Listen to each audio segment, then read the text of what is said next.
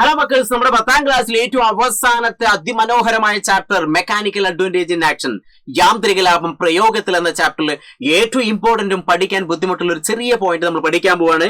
അതായത് first order, second order, third order, ഒന്നാം വർഗം, രണ്ടാം വർഗവും, മൂന്നാം വർഗവും. അതിൽ എഫ് എന്ന് പറഞ്ഞാൽ ഫൽക്രം എന്ന് ഓർത്ത് വയ്ക്കുക, എൽ എന്ന് പറഞ്ഞാൽ ലോഡ് എന്ന് ഓർത്ത് വയ്ക്കുക, ഇ എന്ന് പറഞ്ഞാൽ എഫേർട്ട് എന്ന് ഓർത്ത് വയ്ക്കുക. ഇനി ഫസ്റ്റ് ഓർഡർ എന്ന് പറഞ്ഞാൽ ഫൽക്രമാണ് സെന്ററിൽ വരുന്നത്. അതായത് ലോഡിന്റെ എഫേർട്ടിന്റെ ഇടയിൽ ഫൽക്രം വന്നാൽ നമ്മൾ അതിനെ പറയുന്ന പേര് ഫസ്റ്റ് ഓർഡർ എന്ന് പറയും. ഇനി ലോഡാണ് സെന്ററിൽ വരുന്നതെങ്കിൽ അത് സെക്കൻഡ് ഓർഡർ ആയിരിക്കും. ഈ എഫേർട്ടാണ് സെന്ററിൽ വരുന്നതെങ്കിൽ അത് തേർഡ് ഓർഡർ ആയിട്ട് മാറും. അപ്പൊ ഈ മൂന്ന് കാര്യങ്ങൾ നമുക്കൊരു ചിത്രത്തിലൂടെ പഠിക്കാം. ഒരു സീസോ, ഇത് അവിടെ കുട്ടികൾ ഇത് ലോഡാണെങ്കിൽ ഇത് എഫേർട്ട് ആയിരിക്കും. അപ്പൊ സെന്ററിൽ ആര് വന്നു? ഫൽക്രം വന്നു. അതുകൊണ്ട് ഇത് ഫസ്റ്റ് ഓർഡർ ആണെന്ന് ഓർത്ത് വയ്ക്കുക. ഇതിന് കൂടുതൽ എക്സാമ്പിളുകൾ നിങ്ങൾ പഠിച്ചിരിക്കണം. ഇനി അടുത്ത് സെക്കൻഡ് ഓർഡർ എന്ന് പറഞ്ഞാൽ ലോഡ് സെന്ററിൽ വരണം. ലോഡ് സെന്ററിൽ വരുന്നു, എഫേർട്ട്, ഫൽക്രവും എഫേർട്ടും അതിന്റെ ഇടയിൽ ആര് വന്നു? ലോഡ് വന്നു. അപ്പൊ ഒരു വീൽ ബാർ, ഉന്തുവണ്ടിയൊക്കെ എന്തെയാണ്? അതൊരു സെക്കൻഡ് ഓർഡർ ആയിട്ട് മാറുന്നു ഓർത്ത് വയ്ക്കുക. ഇനി തേർഡ് ഓർഡർ എന്ന് പറഞ്ഞാല് നമ്മളൊരു ബ്രൂം, ചൂല് ഉപയോഗിച്ച് ഇങ്ങനെ അടിച്ചു വരുന്നു അല്ലെ.